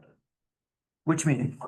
The one with the fire chief brought it up the first time. Well, when he came to the Economic Development Committee, that meeting was recorded. Yes, it was. You can see the whole proposal. Yeah. There's no foot dragging here. When we do budgets. Are you gonna give us? The process with TIFs. Yeah. And using TIF money, it has to go to the Economic Development Committee first. exactly. And then they have to approve it before it ever comes to us. So Part of the budget process. that hasn't even happened So yet. They have anything not. Goes to the TIF, or it gets asked from the economic committee about the TIF, you're automatically saying no because we need it for the sidewalks. So nothing else can, okay, and then if something else does come up, You're putting words in my mouth right now, my friend. That is not the case. That particular proposal is on the table of the Economic Development Committee. We have not said no. We've not said yes. We've said, let's come up with a plan. Maybe it should be part of the budget. And we'll let the voters decide, by the way. Ultimately, it'd be up to the voters of Monmouth to decide. Extra. If it's from the TIF, listen, Extra. you're saying things that don't make sense. If it comes from the TIF, it doesn't affect the But you're taxpayers. suggesting that it goes on a referendum question, that goes on the general. For approval from the, Extra. So the biggest thing May I that make a point of clarification? So he's saying if we want to spend the TIF money on that vehicle, that still needs a voter yes. Yeah. So we can't just say, yes, we're going to use this TIF money for this. That still has to go to the referendum where the voters say, yes, we approve using the TIF funds to purchase this. And so like the sidewalks, if we're only spending TIF money on it and we're getting a loan, then that's not going to impact the budget either because we're just going to pay that monthly bill for the loan straight from the TIF fund. So it's how that's working. right. And then the biggest thing to me is anything that is proposed ends up on the warrant. And then the people that come to vote are the ones that say yes or no to it. It is not the select board saying we're spending the money. The people that are voting are saying yes or no to the spend. So But on the ballot, it says that you recommended it. because that is in statute, that anything with a financial number is in statute, that we have to give a recommendation. So who's, if we say yes or no to it, that's still up to everybody else to decide yes or no. It is not just because. So So let's talk about the other extras. You said sidewalks, there was another one? Well, just, School project? yeah, The school project that was initially voted and approved by voters to borrow the money. Recommended it. I mean, the old school was kind of dangerous. There was asbestos and some other stuff, because I went to grade school I know, here. but what are we doing? I mean, I get why they replaced that, because I mean, what's it gonna do? Well, I mean, the town didn't I mean, want I'd to love to consolidate or do- separate. I'd love to do the Wayback Machine here and, try and change things so it would come out better. I'm not advertising that as a success story, but the point I'm making is the voters tell us what to do. We're the executive branch, we're not the legislative branch. This is why we're saying it's failing. The executive branch is failing. That is your opinion, sir. Yes. Motion to move on. All right, I have a question. Yes. Hey, guys, I'm over here in the corner right pocket. Boy, this is better than the Jerry Springer show. I'm just sitting right in my living room watching over here. All right, my question to you, actually, Kent. Why are you? Who is it? Buffy Dumont. Buffy Dumont. Hi, Buffy. Hi, Buffy. Hello. Well, you know what? I won't even phrase this to Ken. I think as a board, you all stand as one and represent one another. Nonprofits in the town, well, first of all, we all got hit with taxes. I didn't get as hit. So for us, we're counting our blessings. But first question is, who is in charge of choosing a Massachusetts company to do our tax assessment with, and not contacting people in Maine who do that, the same thing? Because there was a citizen recently, we called some local tax assessors who are from Maine, and it appears as though they weren't given the opportunity. So maybe quickly, if you guys could maybe answer that, that would be helpful to me and better understanding. So we put out an RFP and 2 people responded to the RFP. Got it. Everybody is available, 2 people responded. And as we spoke about at the beginning of the meeting. Yeah, I was in the waiting room. Sorry. I was in the waiting room. It was So say it lonely. again. So, and both of the companies were from out of state, so. Okay, wonderful. Okay. And by the way, Buffy, I think it's important to note, because you were in the waiting room, we went with the lowest bidder at $200,000. Okay. The next lowest bidder, also an out-of-state company, was $219,000. Only there was a missing piece from their proposal, so we're gonna have to hire an additional expense of $10,000 to $15,000 to cover what their proposal missed. So the difference, the net difference between 2 proposals was on the order of about $30,000 to $30,000-ish, back of the envelope. Did we look at actually approaching other people, or is it, this is where I'm unfamiliar. So RFPs is, It's a request for proposal. no, I understand How's that. the process work is what she's asking. So how do they get the RFPs? Are you sending it to specific places? Correct. Or does it go to a place where they have to check? That's the question. RFPs for most revals or large municipal contractors is put on the main municipal website. Every vendor that works with municipality knows that's where they look for their work. Okay, okay. Nonprofit, Municipal assessors too, Buffy, just to make it clear, everybody in my family is an assessor. None of them work for either one of these companies. Let me make that very clear. It's sort of the family business in my household. There are very few people that do this work, and there are very few firms. I believe there's only two other firms. There are two firms in Maine that are large enough to take on a reval in a town like this. And one of them doesn't bid on anything outside of their geographic area, which is Poland. And the other one I don't want to say with certainty because I know they do Hollowell, which isn't very far away, but for the most part, they're kind of a central northern Maine company. I mean central as in Penobscot County, up that way, and they already have too much work to do anymore. So. And Justin, when you look, if that answers your question, I just wanted to make that point. when you looked at KRT, what caused you to believe that they were a qualified bidder? They are a prevalent company in Maine. I think at the moment they're doing about 15 revals in different communities just currently. And some of those are large municipalities. They're doing Auburn, Bangor, for an example, right at this time, at the same time. They're a very large firm. And Buffy, just so you know, we charged KRT, we charged back, we withheld over $2,000 of revenue from them because of the lateness of their data. okay. Nonprofits I'm pretty familiar, well-versed in 501(c)(3)s, but I wondered, it's pretty easy to get a 501(c)(3). You guys know that. You go on the state, boom, boom, boom. How do we treat taxes and 501(c)(3)s and then finding out that 501(c) is actually collecting a form of income? How do we monitor our companies in Monmouth who aren't paying taxes, who really should be? Just because you're a nonprofit doesn't make you tax exempt for property tax purposes. The property tax exemption statute lays out which entities and for what reasons they're exempt. So there are nonprofits in this state that pay property tax. Okay.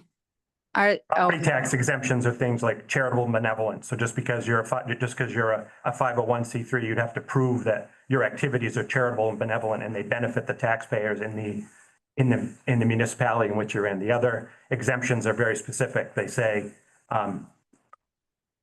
churches, hospitals, cemeteries, like it's listed out like what the things are that are exempt. They're listed in statute. Okay. If that answers your question.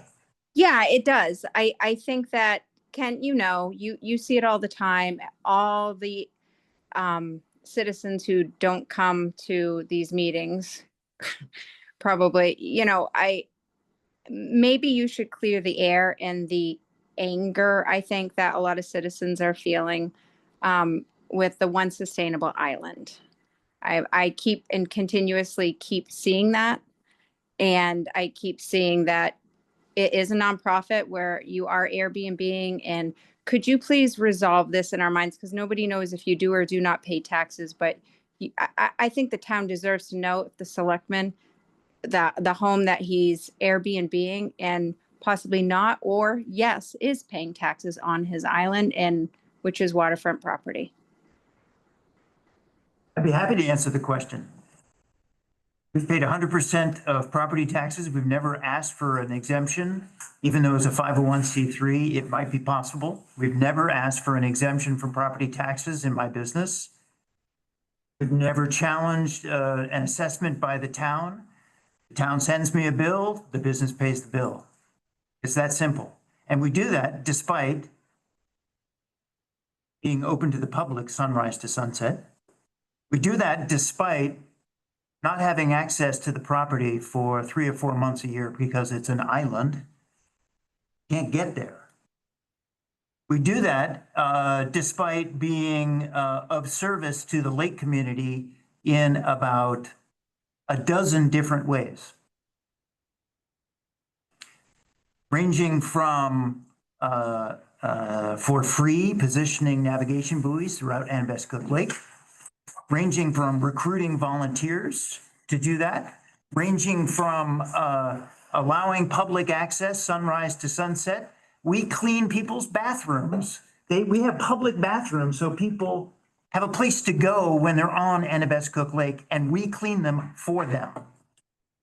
So we offer public restrooms.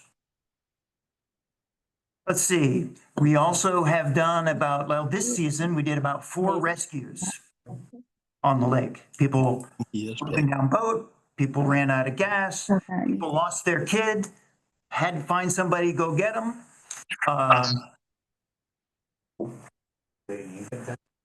Of course, we pay income tax. And of course, we pay our property taxes. And for anyone to suggest that we do anything other than that, they don't know what they're talking about. We have a board of directors. Our 501c3 has a board of directors. About 60% of that board lives within 5 minutes of the island. These are local people. These are the people technically that I work for as executive director. So I appreciate you asking the question, Buffy. It's not the first time, as you can see, it's not the first time I've had to answer it. Have I been clear?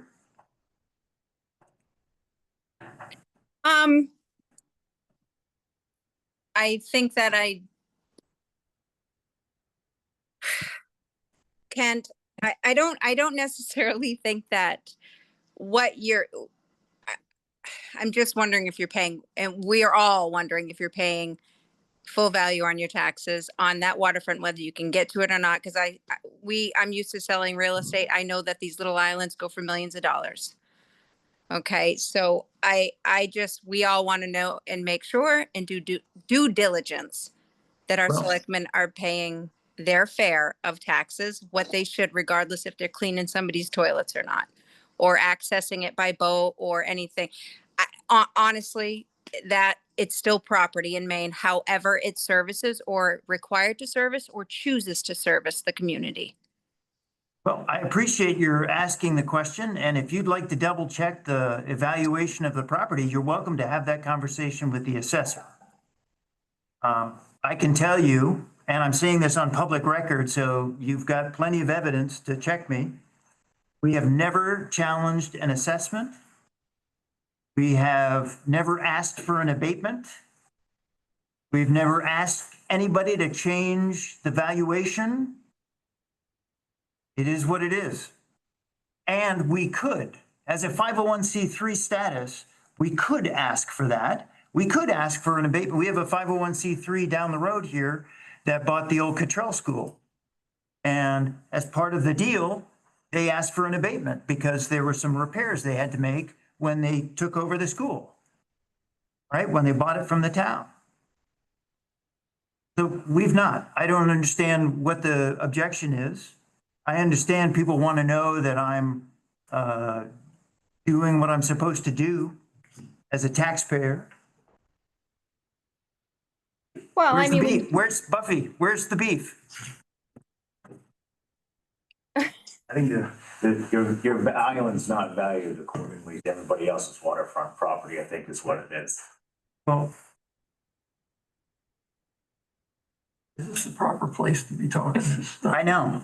I'm feeling very singled out. Fortunately, I've got thick skin. So if you'd like, you can have a conversation with the assessor about the process for that. You represent your constituents. I think your constituents should be able to ask you questions without you getting upset. Without any of the board members, I think that the condescendingness of the audience is not appropriate, as well as the condescending answers that some of the selectmen, women behave in a way. So we really need to be able to communicate about these in a very respectful forum without defensiveness. I know most of you are from originally Monmouth, and I know it's a very tender subject, but we need to be able to run our town kindly and with confidence to be able to ask hard questions.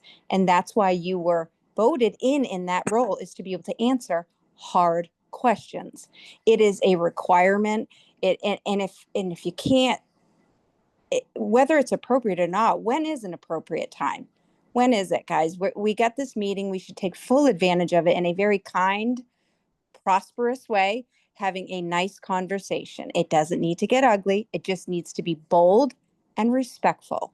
And again, if you can't have these conversations or answer hard questions, then the role, it's not a match. Duffy, what hard question have I not answered for you? No, what I'm saying is somebody indicated that this was not an appropriate, and you said, no, it's not. So I'm just saying, let's have a civil conversation about there's so many people wondering this, Ken. And we have seen the tax bill. It's not congruent to others who are waterfront property. And the question is, the questions are there, and it is only out of respect that I come directly to you, Kent, to ask you, and for you publicly to answer. Okay, well, listen, do other waterfront property owners have road access, utilities, 12-month out of a year access to their property? I think that can be, I think that your island has a lot of bonuses. I think your island has a lot of downfalls. I think a lot of people's properties have downfalls on waterfront and a lot of bonuses. We can compare apples to apples.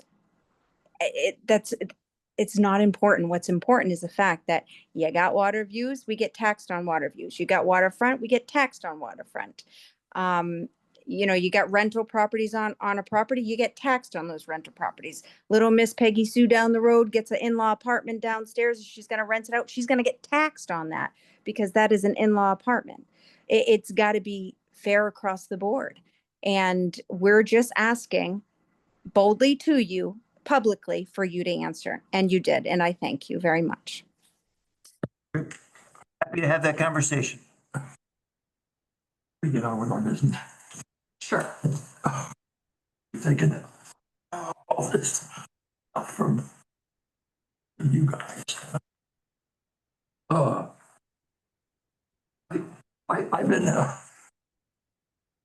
I've been serving this town, I was trying to think, maybe 60 years.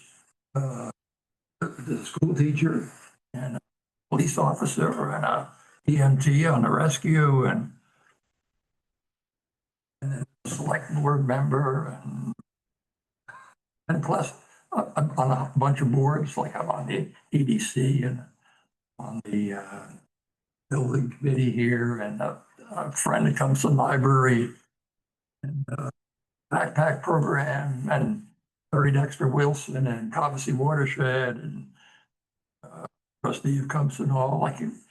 I do, I try to do as much as I can for the town at in my dotage here, my old age, and because I love the town. My wife was a North Monmouth lady, and she brought me here. Although I love the place anyway. But anyway, so much for that. So to consider, if you want to consider the assessor ordinance, which we talked about. Yep, so we brought this back because Kayla wanted to see, so I don't know if that, if the way do you want my copy? Do you not have a copy in front? I have it on my phone. Okay, I can give you mine if you'd like. What I did is I created an appendix and I added the main revenue services bulletin, which is sort of their explanation of the law, and it breaks down what everybody's responsibility is if you want to file an abatement request. That was sort of my way to get at it without sort of adding my own language. I figured we might as well just use the official document. That's kind of what assessors would, if you came in and you wanted to know exactly what the process was, this is what they'd give you. So I thought that might satisfy what you were looking for, Kayla, and I'm not sure. Yeah, because my only concern was that I just wanted ordinance to have the verbiage that, ongoing in case our assessor ever chooses to leave us because she is getting older, that, hardship abatements are always the purview of the board. That is actually a main state regulation. Yeah, it's a law. And Yeah. so I wanted, the legal verbiage there. That way, when someone else comes in, they don't actually take on that duty when it's not supposed to be theirs. So that was my concern, and having, the actual law in there now, I'm fine with. If you have any other questions about it, or I don't know if anyone else had questions on the ordinance. Happy with that? I think it looks good. So I make a motion to approve the assessor ordinance. Second. So there's a motion by Chris, second by Mark, to approve the ordinance for a single assessor. All of it in favor. Thank you. and just as a reminder, that doesn't become effective until after the June town meeting. So just so you know, so you'll have to keep being the assessors until June. And this was Donna was approved this, right? That she. Yes. Yeah, she was okay with it. Yep. And other towns do this. Yes. Oh, yeah. Yep. Especially as the legislature has made, so the property tax used to be very simple to administer, and as they keep layering more stuff on, so you think of like Betty, the business equipment tax exemption, better, homestead exemptions, veterans, solar exemptions. You can just, the legislature just keeps throwing more and more stuff on, and what's happened over time is more and more boards are like, we can't keep up with all this stuff. Why don't we just have a professional do that work for us, like you would for code officers and things like that? Oh, yes.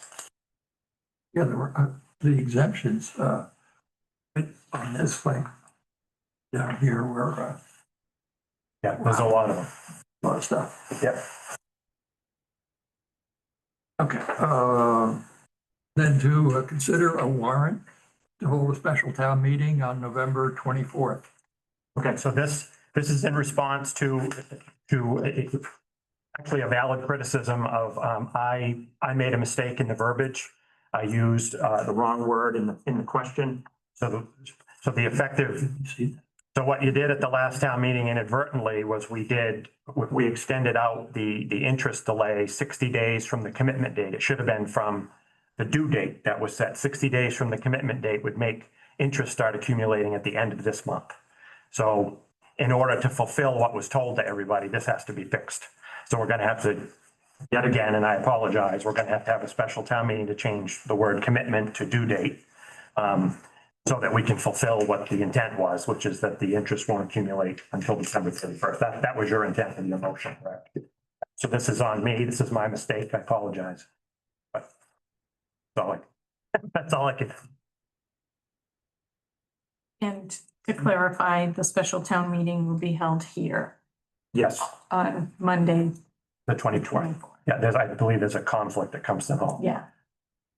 Is the date wrong on this where it says given under our hands and it has today's date? Should that be the? No, that's the signature block.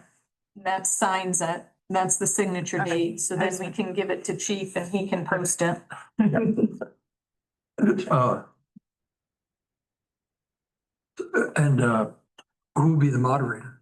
I'll find that out. It'll probably, I think Joe enjoys the role if he's still here. If not, I'll ask Steve. Or anybody else that they want to nominate. I mean, people can nominate whoever they want from the floor, as long as it's not you folks. Okay. My dad. Dan was the moderator. I make a motion to approve the special town meeting on November 24th, 2025. Okay. There's a motion by Chris, second by Mark to approve the warrant, hold a special town meeting on November 24th. All those in favor? Thank you. And next is the warrant for fiscal year 25-26. I don't know what number it is, but Yeah, now we're on to the dates.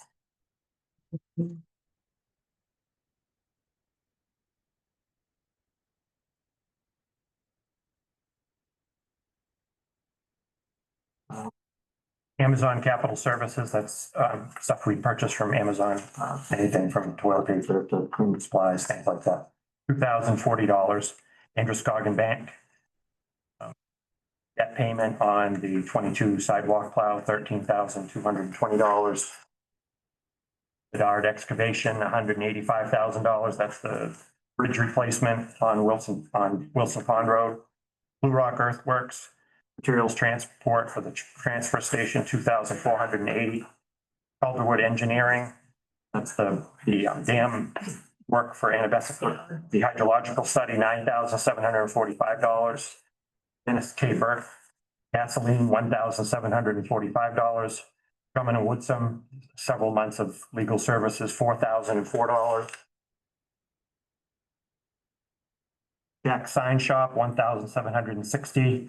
It's the lettering on the two new cruisers. The Kennebec County Registry of Deeds, $1,976. That's for liens. Maine Equalization Consultants, that's our assessing agent, $2,437.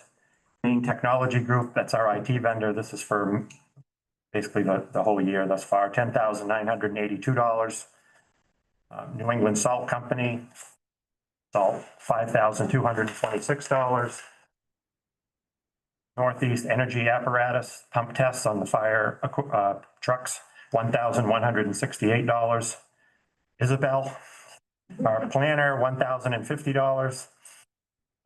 Otis Elevator Company, this is Compson Hall maintenance on the elevator, $3,735. Pine Tree Engineering, $1,881. He's the engineer of record for the Wilson Pond Bridge.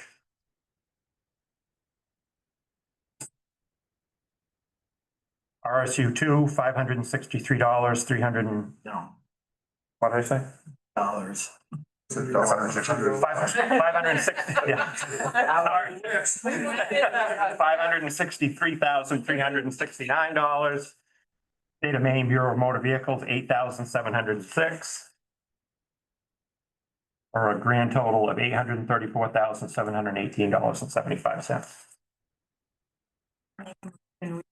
Fiscal year 26 warrant for November 12th, 20. Second. There's a motion by Chris, second by Ken to approve the warrant for November 12th. All those in favor? Thank you.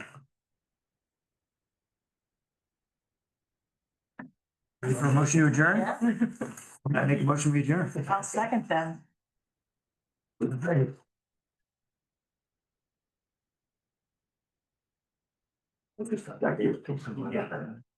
Really?